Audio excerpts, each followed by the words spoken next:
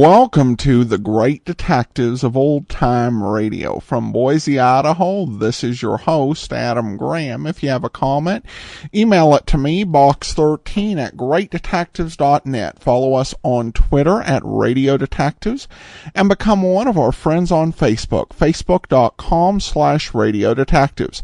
Today's program is brought to you by the financial support of our listeners, and I want to thank Brian and Linda for sending along one-time donation via check to our P.O. Box, P.O. Box 15913, Boise, Idaho 83715. Thank you so much for your support. You can also send along one-time donations at support.greatdetectives.net or become one of our ongoing patrons at patreon.greatdetectives.net. Well, now it's time for today's episode of Richard Diamond. The original air date, June the 21st, 1950. And this one is Mrs. X Can't Find Mr. X.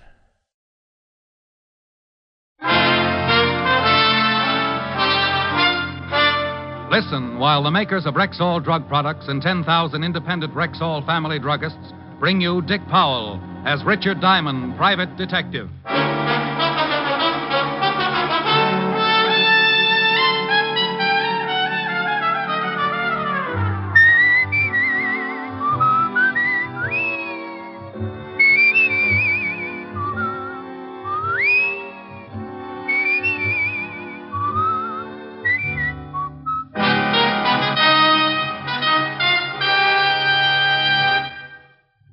Good evening.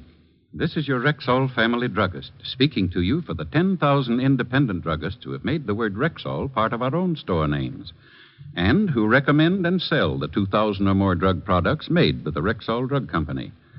Like MI31, for example, Rexall's popular mouthwash, gargle, and breath deodorant. Full-strength MI31 kills contacted germs in seconds. Its zippy, tangy quality leaves a happy aftertaste. For a reliable yet refreshing mouthwash, use Rexall MI31. And remember, you can depend on any drug product that bears the name Rexall. Good health to all from Rexall. Now, your Rexall family druggist brings you a transcribed half hour with Richard Diamond, private detective, starring Dick Powell. Dick's special guest star tonight is what was your name again? I'm sorry, but I really can't tell you. You can't tell me. Well, Rexall brings you Richard Diamond, starring Dick Powell.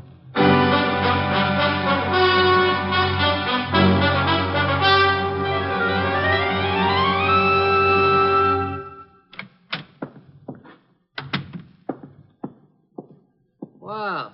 Morning, Mr. Diamond. Morning, Charlie. Oh, fix me something, will you? Like that, huh? You look pretty good. Oh, you should have seen me when I got up. Both my heads were hissing each other. I'll fix you my special. You snap right out of it. Well, take it easy. I tried snapping out of it this morning and scattered myself all over the room. You relax for a minute. Just getting to work? Yeah. Helen gave a party last night. I think it turned out to be the finals of the roller derby. Ever swallow a roller skate, Charlie? Once on a dare, a mouse. Oh. Sorry. Charlie! Gotta mix it. Oh, that's a horrible machine to have in a bar. Some poor guy's liable to end up with shell shock. Here. Hold your breath so you don't change your mind. What's in it? In your condition, that is a very touchy question. You just drink it, you'll feel better. Okay. No fudging all the way. Charlie! All the way? What are you, chicken? Oh, I knew it. You snitched this stuff from a fire extinguisher. Tastes terrible, don't it? What are you going to thaw me out with, a chisel? Now, I know it ain't that bad. No? A mortician would pay good money for the formula. Wow. Look what came in the front door. Oh, yes, sir. Pardon me, but I'm looking for someone. There's nobody here but me and Mr. Diamond. Here's a picture of him. Has he been in here? Oh, lady, a lot of people come in here. No, I mean this morning. Mr. Diamond's my first customer. Oh. Something wrong, miss? I've just got to find him. I don't know where to look. What made you think he'd be in here? I'm trying every place that's open. I lost him in this block someplace. Lost him? Well, he just disappeared. Who is he? My husband. Oh. I stopped to look at some hats in a window. I started talking about how pretty they were, and the next thing I turned around and he was gone. You called home? We're living at a hotel. He hasn't shown up there. I've called everyone I know in New York. You're from out of town? Yes. Oh, I'm so worried. Well, honey, from this picture, your husband looks old enough to find his way around. Why don't you go on back to the hotel and... You don't understand. My husband had quite a shock earlier this morning, and he was acting strangely. So you figure he might have gone looking for a drink? I don't know what I thought. It isn't like him to wander off like that. I'm so worried.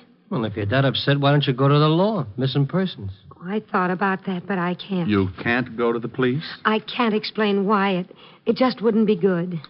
Would you mind a completely new remark? What? Haven't I seen you before, Miss... No. Nice name. Mr. Diamond sees a lot of people. Used to be a cop himself. Oh. Private detective now. Private detective? Seems to me I've seen your husband someplace before, too. Is this an old picture? Yes, I carry it around in my wallet. Are you really a private detective, Mr. Diamond, Miss... Like Sam Spade? Well, no. Sam drinks and runs around with women. I lead a rather sheltered life. Steady, Charlie. Mr. Diamond, I'm really frightened. I'm sure something awful's happened to my husband. Will you help me? I might, if you tell me two things. What are they? Why you can't go to the police, and if you can afford $100 a day in expenses. Oh, I can afford the money. You should have answered the first question first. Now I'm almost tempted to forget the last one. But I can't go to the police.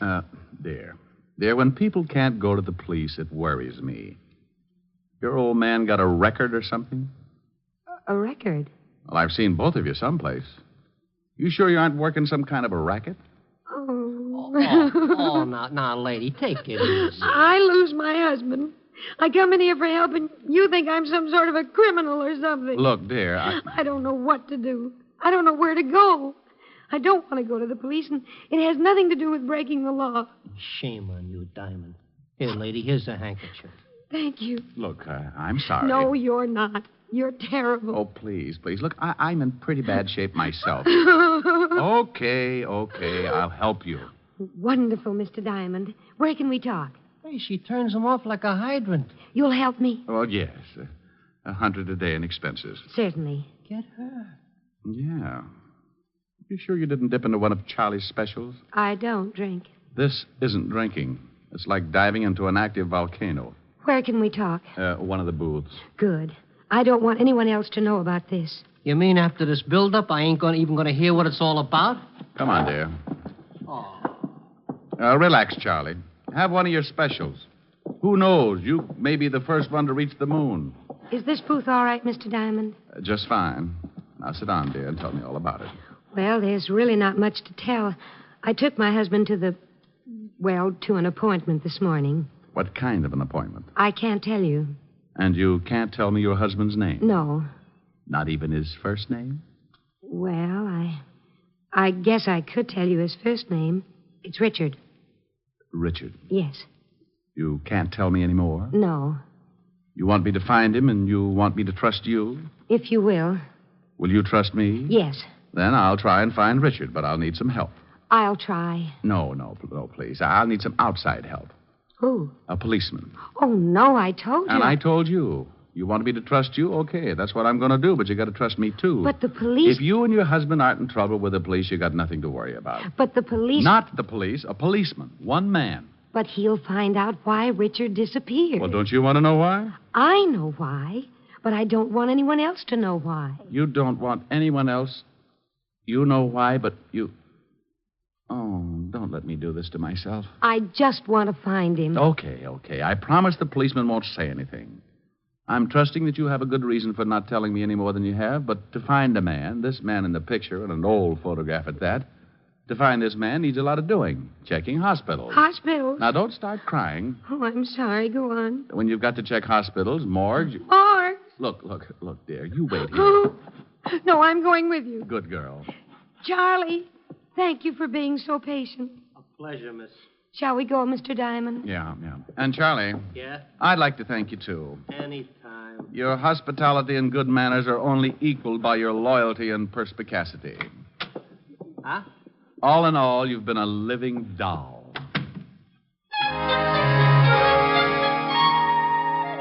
Being a person who lives out in left field most of the time myself, I realized that these little disturbances in my life were pretty average.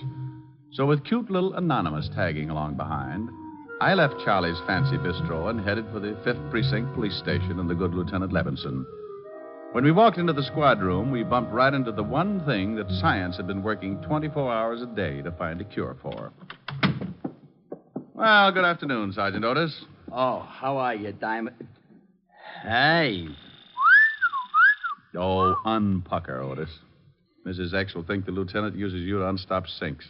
Mrs. X? What kind of a name is that? You want to meet the lady? That's the name. Mrs. X? How do you do, Sergeant? Oh, hey, ain't I seen you someplace before? Otis, haven't I seen you someplace before? Now, what are you talking about, Chama? Sure you've seen me before. Mr. Diamond? Yeah, but this is nothing. Stick around him for a whole day sometime. Come on, let's see the lieutenant. I'll see you later, Mrs. Yes, Sergeant. It's been a pleasure. Otis, Yeah? your eyes are hanging out so far they cover your badge. Oh. Hello, Walt. Hi, Rick. Yeah. This is Mrs. X, Walt. Dear, this is the mighty arm of the law, Lieutenant Levinson. How do you do, Lieutenant? How do you do, Mrs. Axe? Oh, let's not go into this thing again. The young lady prefers to be known as Mrs. X. Now, Walt, I want you to do me a favor. Yeah, young lady, haven't I seen you Someplace before. Yeah, Walt. Even Otis is with us on that one. I said the same thing when she found me in Charlie's bar. Now, the young lady's lost her husband, and I'm going to help her find him. Here's his picture. See if you got anything. Oh, yeah. Are you sure I haven't seen you? Walt, we'll solve that one later. The picture. Go make like a policeman. Okay. She got a record? Lieutenant. Oh, well, I never forget her face. He's been trying to ever since he got Otis. Now, come on, Walt. Get a report for missing persons. Check the hospitals and the morgue. The morgue. Lady, please. It's a habit. Honey, we got to do these things just in case. But you think he's... Give me that picture. Lady, please. Now. What's your husband's name? She can't tell you that, Walt. What do you mean she can't tell me that? I can't.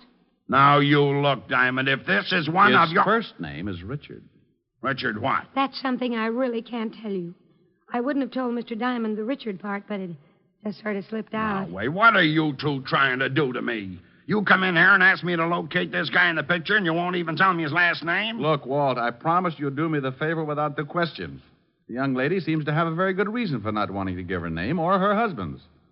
Now, all I want you to do is check the morgues. What's the matter with her? She wants her husband. Yes, I want my husband.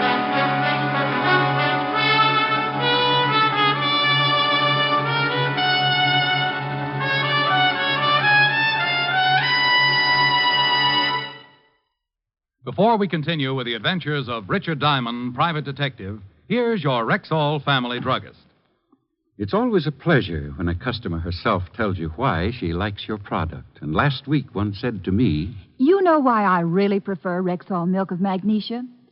It's because one bottle won't be so thick I can't even pour it, and then the next one thin and watery. Somehow Rexall milk of magnesia always seems to be just right. Well, ma'am, that's because every bottle of Rexall milk of magnesia has to meet an exacting standard of viscosity, or it can't wear the Rexall label. What do you mean by viscosity? It's the degree of thickness or pourability in a liquid. Rexall conducts scientifically precise tests on every batch of Rexall milk of magnesia to be sure it meets this constant standard of viscosity. And that's not done just to please you with its consistency. What's much more important, it means you'll always get uniform dosage from every bottle of Rexall milk of magnesia. And I thought it was all an accident. Oh, no, ma'am. There are no accidents behind the fact. You can depend on any drug product that bears the name Rexall.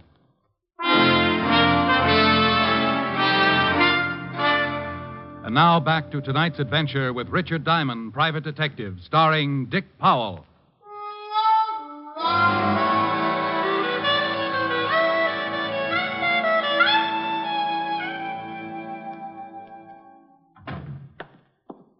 Well, I checked, and no one that looks like this guy is in any of the more usual places.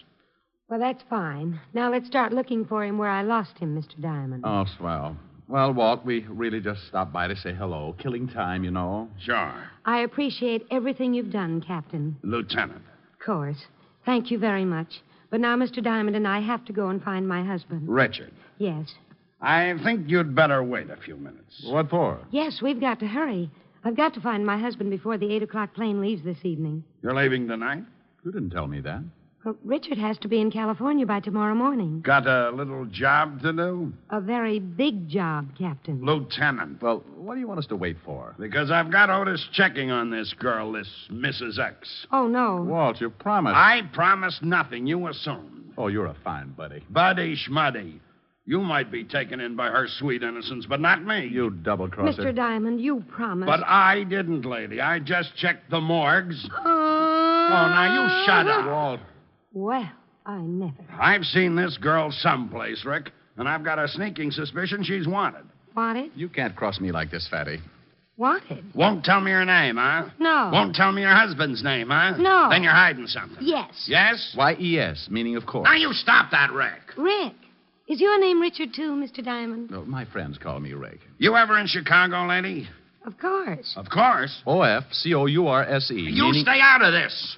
You run around with Tony Capone when you were in Chicago? You talking to me? I'm talking to her. Well, I'm glad. Tony never gave me back my elk's tooth. Well, I don't know why you're talking to me, Captain. I never gave Mr. Capone an elk's tooth. No. It's Lieutenant, dear. You got to stop promoting him. You'll get a swell head. Oh, you rat.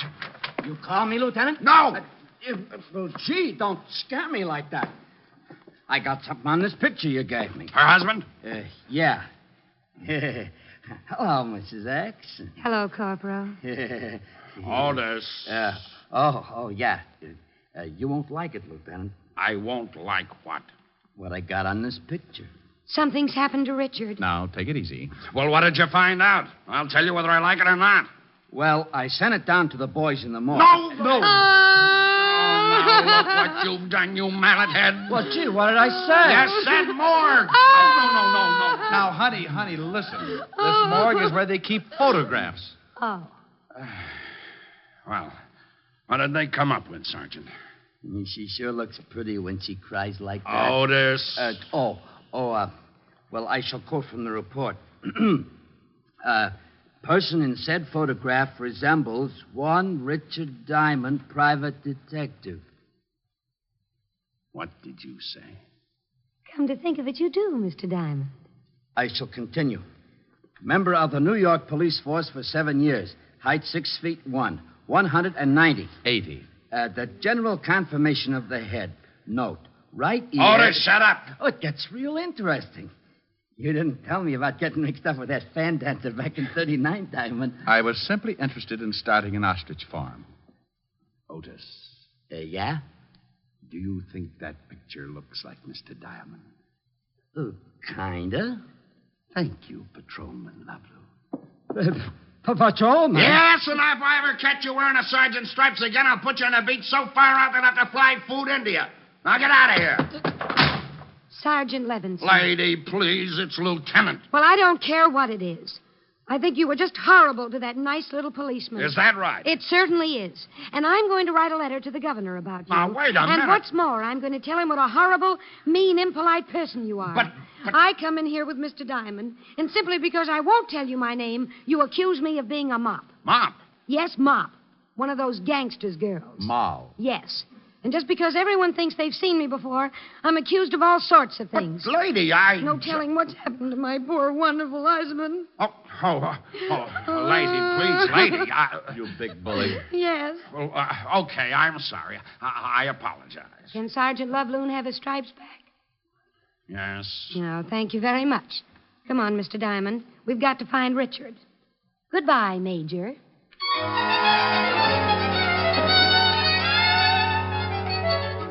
Well, I was ended up to my neck. Any other time, a client like Mrs. X would have scared me right into 4 months of hibernation. But she was such a cute little screwball that I just had to go along with it. We took the picture that looked something like yours truly and started making the rounds. Starting with the last place Mrs. X had seen her husband, We showed the picture to every shop owner within a 4-block circle, but no one had seen him. Mrs. X kept checking with the hotel, making me stay at a good distance so I couldn't hear the conversation. But no one had seen her husband. We ended up right back where I first ran into her, Charlie's. Wow. Find him? No. Look, dear, why don't you check again with this place that you and your husband went to this morning for his business appointment? Maybe you went back there. Well, I guess I could try it again. Phone in the back on the wall. Thanks, I'll call him. No luck, Diamond? No. How do I get into these things, Charlie? When someone wants to give you $100 a day in expenses, you get into them. Phone. Brilliant deduction. Hello? A little lady will get it. Mr. Diamond, Yeah? it's for you. Captain Levinson. You've been promoted? Several times in the last hour. You think he's heard something about Richard? Might be. Yeah, what is it, Fatty? I thought you might be there. What made you think of Charlie's? Well, it's pretty obvious you had a hangover. Well, maybe I stuck a bicycle pump in my nose and pumped up my head just to get a laugh out of Otis. You'll have to do better than that. You told me you met the girl at Charlie's. Shrewd. Is it something important? Honey, just relax. I'm getting to it. But if it's about Richard. The girl there? Yeah. What's on your mind? Well, I don't know if it means anything, but we just got a report from the Johnson Sanatorium. Johnson Sanatorium. Never heard of it. Over on 84th Street.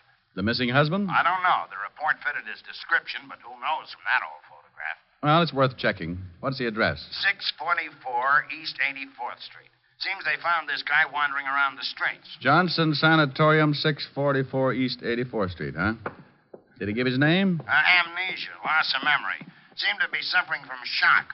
Thought I'd let you get there first. Felt kind of sorry for the girl when I realized the story might be kosher. Okay, Walt, I'll check it. Thanks. Meet you there. Well, honey, that might be... Hey. Charlie. Yeah?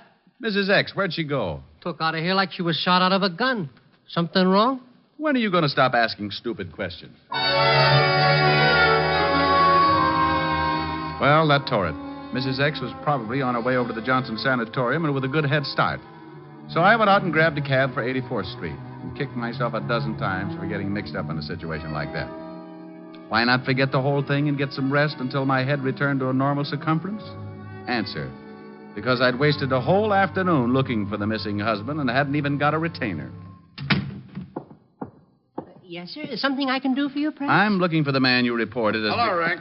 Oh, Walt. Have you seen Mrs. X? I just this minute got her. She's been and gone. What about the guy you got the report on? Took him with her. The young lady came in, took a look at the man, claimed it was her husband, paid his bill, and left. You let him go like that? I thought the man had amnesia. Well, yes, he was suffering from some kind of shock and had temporarily lost his memory. But you just let him walk out of here with... Rick, let him finish his story. The minute the man saw the young lady, he snapped right out of it. She said they had to hurry to catch a plane or something, had a lot of packing to do. Did she give her name? Yes, he signed the release. Here, let me see it. Now, take it easy, Rick. It's signed Mrs. Richard Diamond. She used my name? Is that your name? You're darn right it is. She leave any address? Phony, I checked. Oh, swell. I'll cover the airports if it'll make you happy. Oh, it'll make me very happy.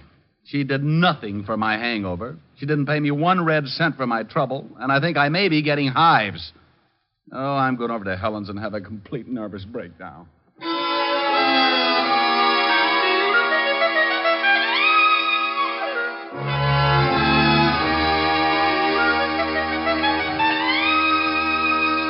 How do you feel now? Oh, I'm all right, Helen, dear, but my ulcers just had a parade. Any word from Walt? No.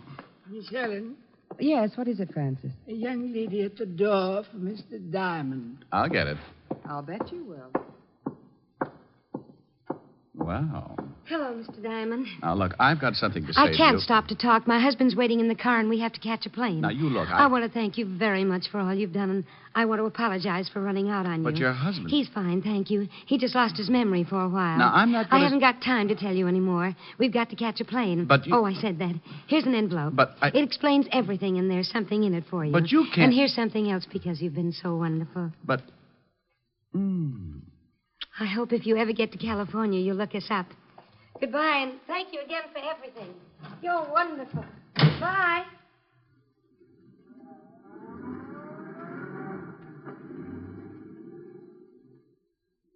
Well, All right, Blue Eyes. What was that all about?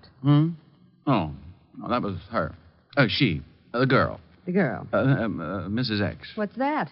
Oh, it's an envelope. Said it would explain everything. I hope it does, especially that fond farewell. Oh, that. She was just being grateful. Yeah. Go on, open the envelope. Pardon, Miss Helen. Now it's the phone. Lieutenant Levinson for Mr. Diamond. I better tell him about the girl. You'd better read what's in that envelope. Hello, Walt. Rick, that dame phoned Otis. Asked where she could find you. Oh, that's how she found the place. Yeah, the melonhead told her you might be over at Helen's. Gave her... She's been there? Just left. And she left an envelope that she said would explain everything. Well, what did it say? I haven't read it. Well, read it. I want to know what this is all about. So does Helen. Well? $500. The explanation? What about the letter? Well, it says, Dear Mr. Diamond, I know that I've caused you a great deal of trouble, so I wish to take this opportunity to thank you for your patience and understanding. As for an explanation, well, here it is. But I count on your discretion and hope that you will keep my secret. This morning, my husband and I went to a doctor because I hadn't been feeling well. We discovered and were overjoyed to find out that I was going to have a baby. Immediately, I informed my husband that I had decided to give up working until after I had the baby. The realization that I wasn't going to make any more money for the rest of the year was too much for him. The shock made him lose his mind, and he just wandered off. Although he has recovered his memory, the thought of having to support us both for the rest of the year has left him nervous and despondent. So I'm taking him back to the coast to the family psychiatrist. I wish to thank you from the bottom of my heart for all your kindness and help. Signed, Signed who? Rick! Helen, what's wrong? He's fainted. What? He looked at the signature on the letter and just flopped over. Well, what about the signature? It's signed June Allison.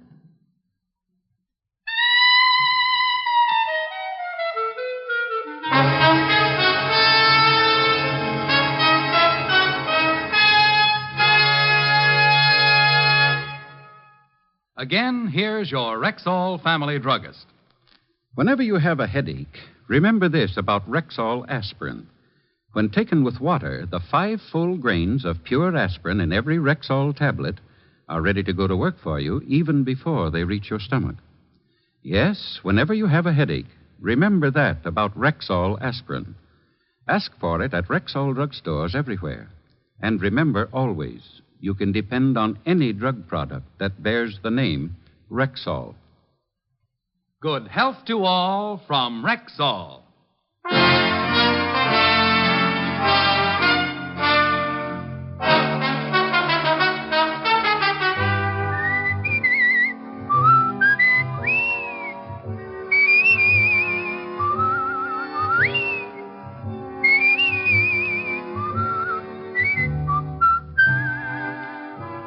Richard Diamond, Private Detective, stars Dick Powell in the title role and is written by Blake Edwards with music composed and conducted by Frank Worth.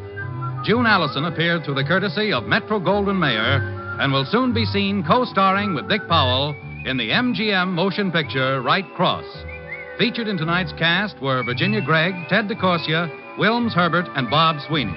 Richard Diamond, Private Detective, was transcribed in Hollywood by Jaime Del Valle. This is Bill Foreman inviting you to be with us next Wednesday at this time when we will again bring you Dick Powell as Richard Diamond, Private Detective.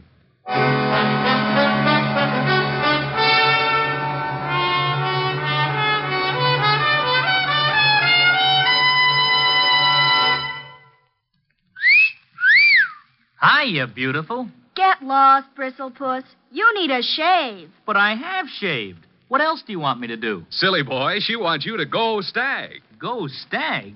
But why? Because Stag is Rexall's exclusive line of men's good grooming aids, like Stag Brushless Shave Cream. No fuss, no massage, just smooth it on, and presto, you get a clean, close shave. Your face stays smooth and whiskerless all day long. I'll do it. I'll go Stag. That's it. Join the Stag line now at Rexall drugstores everywhere. Yes, to make girls care. Go Stag.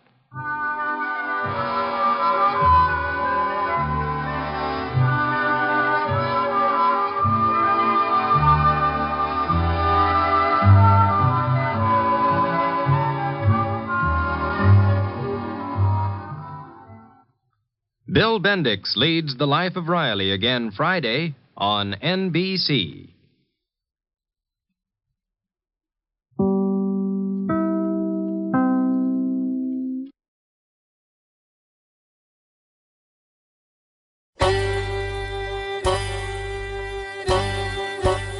Hi, this is Andrew from OTRWesterns.com. I wanted to invite you to come take a look at our site where we put out podcasts of old-time radio westerns. Check us out at OTRWesterns.com. You're listening to The Great Detectives of Old Time Radio with Adam Graham. Now let's get back into the show.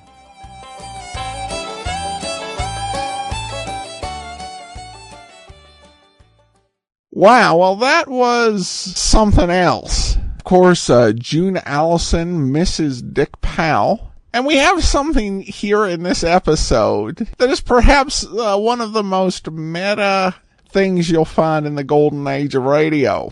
Richard Diamond looks a lot like Dick Powell, who exists in the same world as he does. Of course, if Diamond looked like Powell, might consider getting a job as a Dick Powell impersonator. I'm sure they had those sort of things, at least in a limited fashion. June Allison is a lot of fun in this, and it's clear radio's not her typical medium, but still she, has some good show-stealing moments, and the script really allows her to play with the comedy beautifully. And of course, this episode actually served as one of the best baby announcements ever. This also has to rank as one of the best of the pure comedy episodes of Diamond. Usually there's a bit more of a mystery plot. The one with the singing critic and this one, I think, are just pure fun. And they really do work here. I will say it was kind of weird to have Diamond complaining, about the misfortunes that he was going through. I mean, usually he's getting beat up, shot, threatened, and ends up having to kill somebody. And he's like, I'm being annoyed this week. I mean, how awful is that? All right, well, that will do it for today. I hope you enjoyed this episode as much as I did. We'll be back tomorrow with Boston Blackie, and then next Wednesday, another episode of Richard Diamond. In the meantime, send your comments to box13 at greatdetectives.net. Follow us on Twitter at Radio Detective.